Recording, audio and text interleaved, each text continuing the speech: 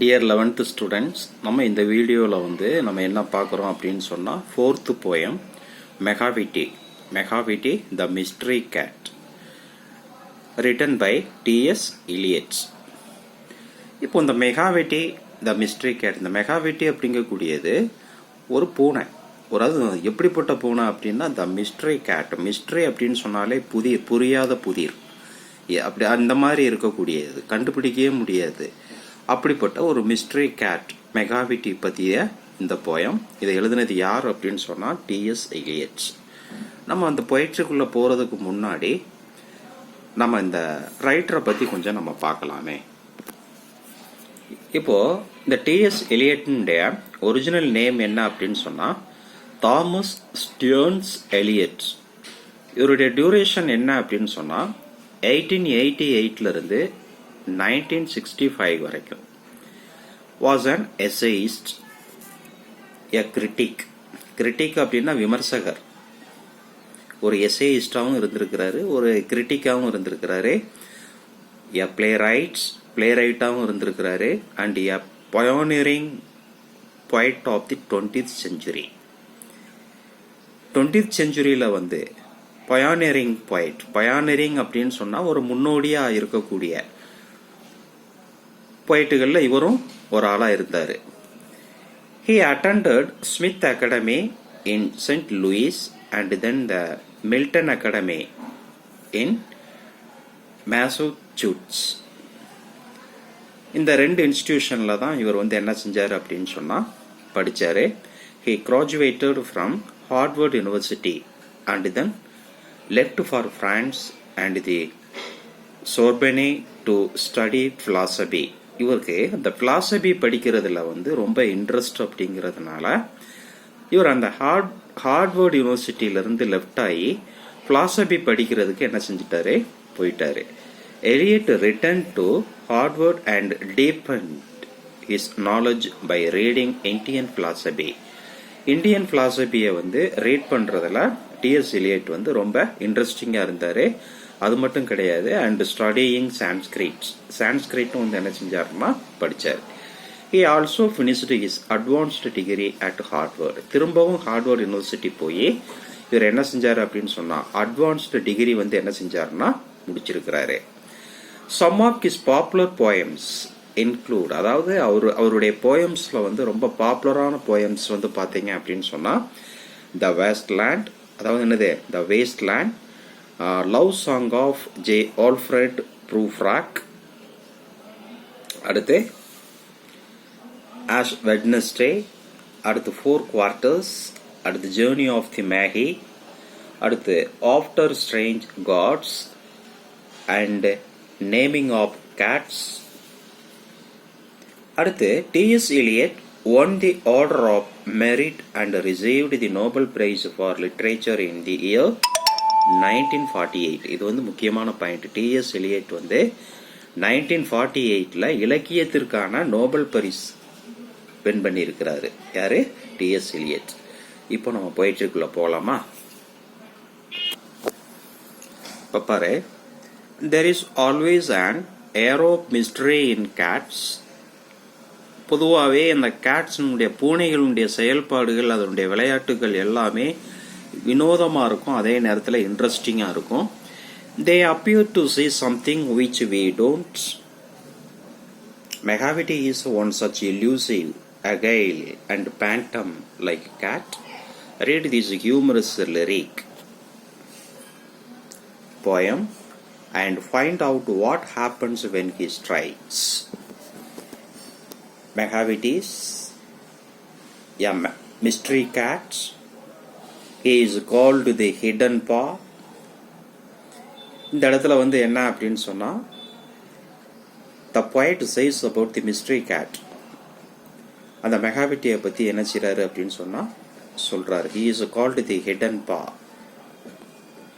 For he is the master of criminal. அதாவது ஒரு master criminal. இந்த மிஸ்ட்ரி கேட் இது வந்து ஒரு மாஸ்டர் கிரிமினல் மாதிரி கூட என்ன செஞ்சிச்சு அப்படின்னா பிஹேவ் பண்ணிச்சு. Who can defy the law. DeFi அப்படின்னு சொன்னாலே ரெசிஸ்ட் அல்லது சேலஞ்ச் நோட் பண்ணி வச்சுக்கோ. ரெசிஸ்ட் அல்லது சேலஞ்ச். இதனுடைய எய்மை என்ன அப்படின்னு சொன்னா, ஒரு சட்டம்னு ஒன்று போட்டால் அந்த சட்டத்தை உடைச்சி எறிகிறது தான் இதனுடைய வேலை. செய்யக்கூடாதுன்னா செய்யும், போகக்கூடாதுன்னா போகும். அதுதான் இந்த மிஸ்ட்ரி கேட்டினுடைய வேலை. For he is the master criminal who can defy the law. He is the bafflement of Scotland Yard. He is the bafflement. Bafflement அப்படின்னாலே கன்ஃபியூஷன் அர்த்தம். நோட் பண்ணிக்கோ. பெஃபில்மெண்ட்னா கன்ஃபியூஷன், குழப்பமா இருந்துச்சான். யாருக்கு அப்படின்னா bafflement of Scotland Yard. Scotland Yard அப்படிங்கக்கூடியது Scotland போலீஸை குறிக்குது. வேர்ல்டுலேயே பெஸ்ட் போலீஸ் யார் அப்படின்னு சொன்னா ஸ்காட்லாண்ட் போலீஸ் தான். அப்படிப்பட்ட அந்த ஸ்காட்லாண்ட் போலீஸுக்கே ஒரு குழப்பத்தை உண்டு பண்ணக்கூடியது எது அப்படின்னு சொன்னா இந்த மெகாவிட்டி அப்படிங்கக்கூடிய இந்த கேட் தான். Is the bafflement of Scotland Yard. The flying squads the flying squads அப்படிங்கக்கூடியதும் போலீஸ் தான், குரூப் ஆஃப் போலீஸ். ஸ்காட்லாண்ட் யார்டுக்கும் இந்த ஃப்ளையிங் ஸ்குவாட்ஸுக்கும் ஒரு சிம்ம சொப்பனமாக அதே நேரத்தில் குழப்பத்தை உண்டு பண்ணக்கூடியது எது அப்படின்னு சொன்னா இந்த மெகாவிட்டி அப்படிங்கக்கூடிய இந்த மிஸ்ட்ரி கேட் தான். For when they reach the scene of crime, Megavity is not there.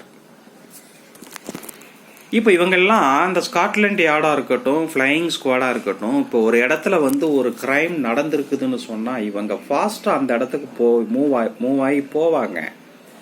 அந்த இடத்துல வந்து கிரைம் நடந்தது உண்மை, ஆனா அது செஞ்சது யாரு அப்படின்னு சொன்னா இந்த மிஸ்ட்ரி கேட்டு தான், மெகாவிட்டி தான். ஆனா அந்த மெகாவிட்டி அங்க இருக்காது. மெகாவிட்டி இஸ் நாட் தேர். அப்போ அந்த கிரைமை யாரு பண்ணுனானே தெரியாத அளவுக்கு இது என்ன பண்ணிருதுன்னா பண்ணி வச்சுட்டு போயிருது. எவிடன்ஸ் சிக்க மாட்டேங்கு. இந்த மெகாவிட்டி மிஸ்ட்ரி கேட்டை வந்து பிடிக்கிறதுக்கு ஒரு எவிடன்ஸ் அப்படிங்கறதே இருக்க மாட்டேங்க. எவிடன்ஸே இல்லாம என்ன பண்ணிருது அப்படின்னா யார் பண்ணுனானே தெரியாத அளவுக்கு பண்ணி விட்டு போயிருது. எது அப்படின்னு சொன்னா இந்த மெகாவிட்டி அப்படிங்கக்கூடிய இந்த மிஸ்ட்ரி கேட். அதனாலதான் சொல்றாங்க, for when they reach the scene of crime, Megavity is not there. ஓகேவா? அடுத்த நெக்ஸ்ட் ஸ்டான்ஸா பாரு. மெகாவிட்டி there is no one like Megavity. யாருக்குமே அந்த மெகாவிட்டியை வந்து பிடிக்காது. ஏன்னா அந்த அளவுக்கு வந்து சேட்டை அப்படி பண்ணிட்டு போயிருது. யாருக்குமே பிடிக்காது மெகாவிட்டியை. மெகாவிட்டி எப்படின்னாலே பயப்படுவாங்க, அதே நேரத்தில் வெறுப்பா தான் பார்ப்பாங்களாம். அந்த அளவுக்கு வந்து கிரைம் வந்து என்ன செஞ்சிருதுன்னா பண்ணி வச்சுட்டு போயிருது. there is no one like Megavity. He is broken every human law. He breaks the law of gravity. இது என்ன பண்ணுது அப்படின்னு சொன்னா அந்த ஹியூமன் லா மட்டும் பிரேக் பண்ணல, லா ஆஃப் கிராவிட்டியவும் என்ன செஞ்சிருதுன்னா பிரேக் பண்ணிடுது. அது என்ன ஹியூமன் லா? நம்ம மனிதர்களுக்குன்னு ஒரு சில ரூல்ஸ் அண்ட் ரெகுலேஷன்ஸ் இருக்கும், சட்டங்கள் இருக்கும். அந்த சட்டங்களை பிரேக் பண்ணிரும். யாரு அப்படின்னு சொன்னா இந்த மெகாவிட்டி. அப்போ இந்த ஹியூமன் லாவை மட்டும் அது பிரேக் பண்ணல. அது என்ன பண்ணுது அப்படின்னு சொன்னா he breaks the law of gravity. அது என்ன அந்த லா ஆஃப் கிராவிட்டி? அதாவது ஒரு இடத்துல இருந்து இன்னொரு இடத்துக்கு ஆக்சுவலா வந்து என்னதுன்னா ஜம்ப் பண்ணி போகும். கேட் அப்படின்னாலே ஜம்ப் பண்ணி போகும். இது எவ்வளவு பெரிய உயரமா இருந்தாலும் சரி ஒரே ஜம்ப்ல என்ன பண்ணிடும்னா அங்க ரீச் ஆயிரும். அப்படியே ஏர்ல பறக்கிற மாதிரியே வந்து என்ன செய்யுது அப்படின்னு சொன்னா போய்கிட்டே இருக்கும். அதனாலதான் he breaks the law of gravity அப்படின்னு சொல்லி இந்த இடத்துல சொல்றாங்க. his powers of levitation train பண்ணிக்கோ. Rising and floating in the air. அப்படியே காத்துல பறக்கிற மாதிரி. லெவிடேஷன் அப்படின்னு சொன்னா rising and floating in the air. காத்துல பறக்கிற மாதிரி மூவ் ஆகிக்கிட்டு போய்கிட்டே இருக்குமா ஒவ்வொரு கிரைமையும் பண்ணிட்டு. பிடிக்கவே முடியாதான். ஆனா அதே நேரத்துல அந்த கிரைமை வந்து இந்த மெகாவிட்டி தான் பண்ணிச்சு அப்படிங்கறத எந்த எவிடன்ஸும் இல்லாத அளவுக்கு அது என்ன பண்ணிருமா பண்ணி வச்சுட்டு போயிருமா. அதான் நான் ஏற்கனவே சொன்னேன் இல்லையா, பெஃபில்மெண்ட் ஆஃப் ஸ்காட்லாண்ட் யார்டு அண்ட் இந்த ஃப்ளையிங் ஸ்குவாட்ஸ். ஸ்காட்லாண்ட் யார்டுக்கும் ஃப்ளையிங் ஸ்குவாட்ஸுக்குமே ஒரு சிம்ம சொப்பனமா இருக்குது, குழப்பத்தை உண்டு பண்ணுது இந்த மெகாவிட்டி. அப்ப அப்ப அந்த அளவுக்கு வந்து என்ன செய்யுது அப்படின்னு சொன்னா ஃபாஸ்டா மூவ் ஆகுது. His powers of levitation would make a fagir start. And when you reach the scene of crime, Megavity is not there. Dear students, இந்த லைன் நல்லா நோட் பண்ணி வச்சுக்கோ. And when you reach the scene of crime, second ஸ்டென்ஸால last லைனும் இதான் வந்திருக்கு. Per first ஸ்டென்ஸால last லைனும் அதான் வந்திருக்கு. For when they reach the scene of crime, Megavity is not there. இந்த லைன் வந்து அப்படியே இங்கவும் வந்திருக்கிறதுனால ஃபிகர் ஆஃப் ஸ்பீச்சை பொறுத்த வகையில், அதாவது வந்து இது என்ன அப்படின்னு சொன்னா, இந்த லைன் கொடுத்து ஐடென்டிஃபை தி ஃபிகர் ஆஃப் ஸ்பீச்னு கேட்டா நீ எழுதி ரெப்படிஷன்னா என்னதுன்னா வந்த லைனே திரும்ப வந்திருக்குது. ஆகையினால நல்லா மைண்ட்ல வச்சுக்கோ. And when you reach the scene of crime, Megavity is not there. இந்த லைன் கொடுத்து கேட்டாங்கன்னா நீ என்ன பண்ணிடணும்னா ரெப்படிஷன் எழுதிடணும். ஓகேவா? அதே நேரத்தில் இந்த பொயட்ரியினுடைய இந்த மெகாவிட்டி த மிஸ்டரி கேட்னுடைய இந்த ரெய்ம் ஸ்கீம் என்ன அப்படின்னு அதையும் நோட் பண்ணிக்கோ. ஏஏபிபி. த மெகாவிட்டி த மிஸ்டரி கேட் இந்த பொயட்ரியினுடைய ரெய்ம் ஸ்கீம் என்னதுன்னா ஏஏபிபி. இப்போ இங்க பாரு, இதுல என்ன முடிஞ்சிருக்கு? ஃபர்ஸ்ட் ஸ்டென்ஸாவை எடுத்துக்கோயேன். பா, இது ஏ. அடுத்து என்னது? லா. பா லா, ஏ ஏ. அடுத்த லைன் பாரு. டஸ்பயர், தார், டஸ்பயர். இது பி, தார், பி, ஏ ஏ பி பி.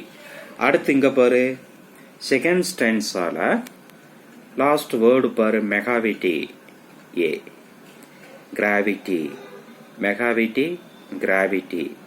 இது ஏ, இதுவும் ஏ. அடுத்து பாரு, ஸ்டார், தார். இது பின்னு கொடுக்குற. ஸ்டார் அப்படிங்கிறது பி. இங்க பாரு, தார், இது பி. AA B B. ஆக இந்த பொயட்ரியினுடைய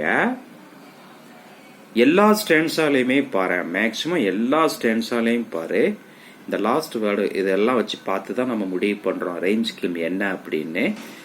இந்த பொயட்ரியுடைய ரெய்ம் ஸ்கீம் பொறுத்த வகையில ஏஏ பிபி. இதை நல்லா மைண்ட்ல வச்சுக்கோ. அந்த ரெய்ம் ஸ்கீம் எப்படி கண்டுபிடிக்கணுங்கிறதையும் நான் சொல்லிட்டேன் இல்லையா? சரி. அதே மாதிரி இந்த லைன் கொடுத்து ஃபிகர் ஆஃப் ஸ்பீச் கேட்டாங்க அப்படின்னு சொன்னா நீ என்ன பண்ணிருந்தனா ரெப்படிஷன் அப்படின்னு சொல்லி இது பண்ணிடலாம்ல. சரி. அடுத்துங்க பாரு, you may seek him in the basement, you may look up in the air, but I tell you once and once again, Megavity is not there. அது என்ன? ஒன்ஸ் அண்ட் ஒன்ஸ் அகைன், மீண்டும் மீண்டும் நான் சொல்கிறேன். ஐ tell you once and once again, மீண்டும் மீண்டும் நான் சொல்கிறேன். என்ன சொல்கிறேன் அப்படின்னு என்ன சொல்றாரு? அப்படி Megavity is not there. Megavity அங்க இல்ல. என்னது பாரு, you may seek him in the basement. நீ பேஸ்மெண்ட்ல நீ தேடினாலும் சரி, you may look up in the air, ஏர்ல நீ பார்த்து தேடினாலும் சரி, but I tell you once and once again, Megavity is not there. அங்க Megavity இல்ல அப்படின்னு சொல்றாரு. ஏன்? Megavity is ginger cat. அது என்ன ஜிஞ்சர் கேட் அப்படின்னா, ஜிஞ்சர்னா அண்டர்லைன் பண்ணிக்கோ. அலர்ட் அண்ட் காசியஸ், அப்படியே விழிப்பா இருக்கும், அலர்ட்டா இருக்கும், எந்த நேரமும் சீக்கிரத்துல சிக்காது. அதை இன்னும் சொல்றாரு பாரு, he is very tall and thin. டாலா இருக்கும், அதே நேரத்துல தின்னா இருக்கும். You would know him if you saw him, for his eyes are shrunken in. அதாவது நீ அதை பார்க்கும்போது அப்படியே அந்த கண்ணெல்லாம் அப்படியே உள்ள விழுந்து போய் அது ஒரு மாதிரியா என்ன செய்யும் இருக்கும். ஆனா அதே நேரத்துல அது வந்து எப்படி இருக்கும்னு சொன்னா ஜிஞ்சர் கேட், அலர்ட் அண்ட் காசியஸா இருக்கும். அதனாலதான் அந்த போலீஸ்ட வந்து என்ன பண்ணலாம் அப்படின்னா சிக்க மாட்டுங்க. அதனாலதான் அது வந்து பெஃபில்மெண்ட் ஆஃப் ஸ்காட்லாண்ட் யார்டுக்கும் ஃபிளையிங் ஸ்குவாட்ஸுக்குமா இருக்குது. அதனாலதான் அந்த அளவுக்கு வந்து அது கன்ஃபியூஸ் பண்ற அளவுக்கு இருக்குது.